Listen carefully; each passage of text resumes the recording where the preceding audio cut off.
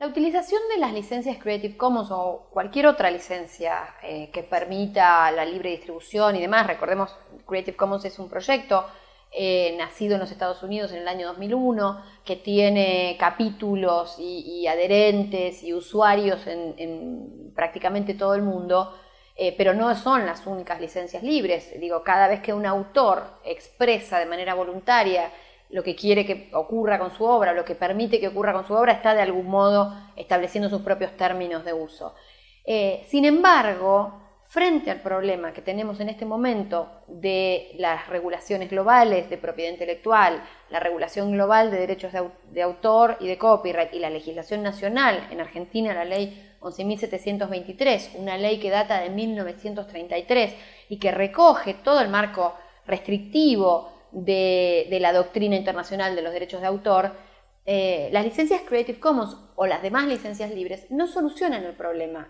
¿Por qué? Porque el problema es un problema de base. Cuando nosotros partimos de la idea de que el monopolio es la regla y la circulación es la excepción, el derecho sobre prácticamente toda la obra por parte de un privado, ya sea un autor como persona o una empresa como persona jurídica titular de derechos, frente al derecho de acceso, de participación, ahí lo que tenemos es un problema público. Las licencias Creative Commons, como bien ha dicho la propia institución Creative Commons en su cumbre realizada en Buenos Aires hace pocos años, fruto de la cumbre de Buenos Aires salió un documento en el cual Creative Commons dice con claridad que Creative Commons es solo un parche, es una solución privada, es una solución parcial a un problema público. El problema público es que en la actualidad las regulaciones de propiedad intelectual existentes son extremadamente restrictivas. La capacidad que tenemos como sociedad de producir cultura, de acceder a cultura, de intercambiar cultura, facilitada sí por las nuevas tecnologías, pero no solo por las nuevas tecnologías, sino por un contexto social en el cual se empieza a entender con mucha más claridad que la cultura es la circulación, es lo colectivo, es lo que permite la intervención. La regulación de propiedad intelectual vigente es absolutamente anacrónica.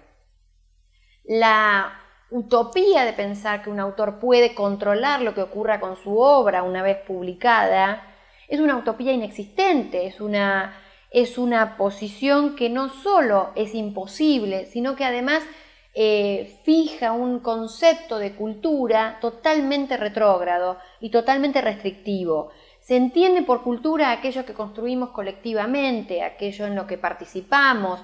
Ninguna cultura puede ser absolutamente monopólica. Todo autor es un lector y todo autor plasma en su obra sus lecturas, sus vivencias, su contexto social. La idea de un autor como único titular y por lo tanto único y monopólico titular de derechos, como único en condiciones de decidir qué pasa con esa obra, es un concepto totalmente retrógrado y totalmente anacrónico.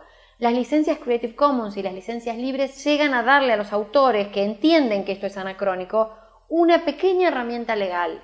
Sin embargo, esta herramienta legal no soluciona el problema de fondo, porque esta herramienta legal sirve a los autores que hoy están en condiciones de tomar decisiones sobre su obra. En principio que están vivos, en principio que no tienen ataduras con una corporación de editoriales o de sello discográfico que los obliga a mantener términos restrictivos.